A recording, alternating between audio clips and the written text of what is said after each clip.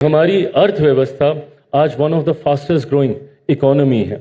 US deal को लेकर भी दुनिया भर के भ्रम फैलाए गए। क्या कोई सरकार, कोई प्रधानमंत्री देश की सबसे बड़ी आबादी किसानों की, उनका अहित सोच सकती है? आज जब और नए एग्रीमेंट्स हुए हैं नए देशों के साथ, ये हमारे एक्सपोर्ट्स को और ज़्यादा बढ़ाने का काम करेंगे और यही कारण रहा है कलेक्टिवली कि हमारी अर्थव्यवस्था आज one of the fastest growing economy है।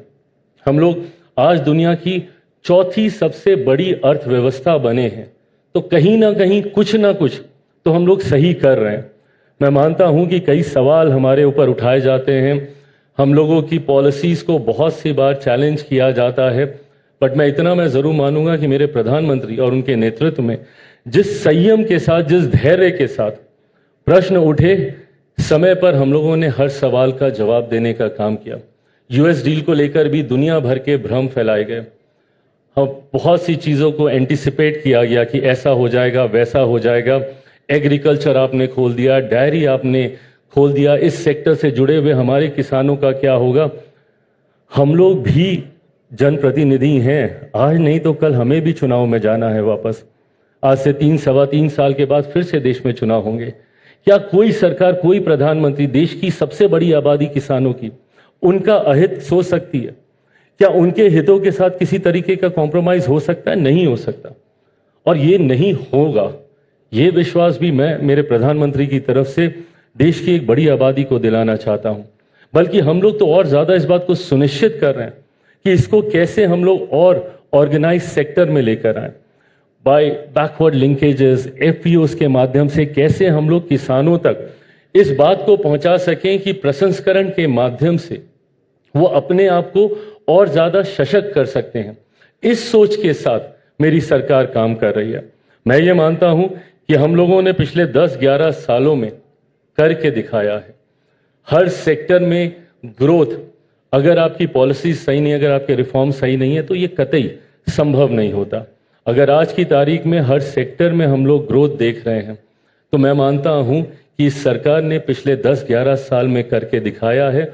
और आने वाले सालों में 2047 तक जब हम भारत को एक विकसित देश के तौर पर देखेंगे, तो उसमें भी हमारी आज की नीतियों की एक बड़ी भूमिका होगी।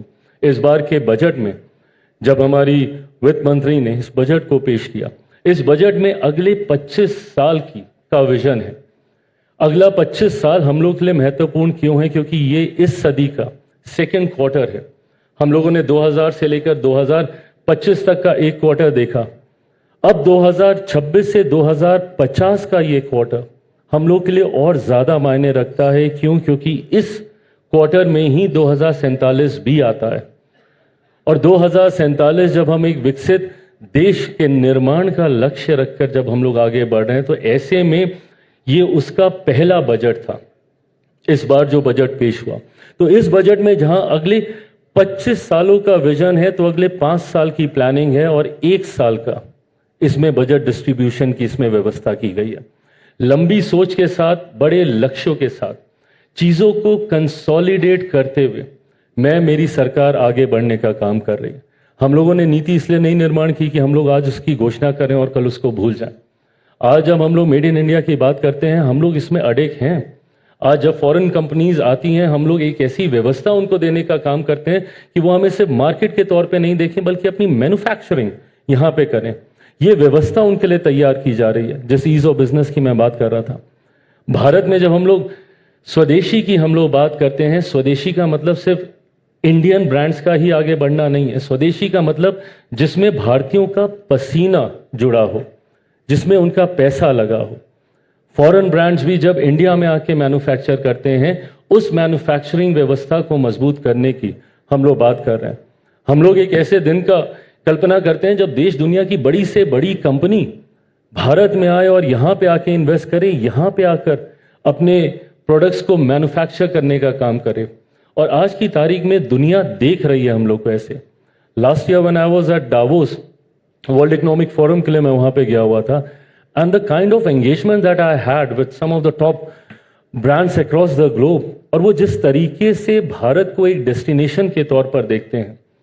अगेन मैं बार बार बोलूंगा कि with a population of 1.4 billion people, definitely we are a huge market, but उसके साथ साथ यहाँ पर आकर इन्वेस्ट करना, यहाँ पर अपने मैन्युफैक्चरिंग यूनिट्स खोलना, यहाँ पर आकर R&D करना, इन तमाम चीज़ों में जो उत्साह मैंने ग्लोबल ब्रांड्स को में देखा है, मैं ये मानता हूं कि आने वाले दिनों में हम लोग ज़रूर इस व्यवस्था को और ज़्यादा विस्तृत कर पाएंगे।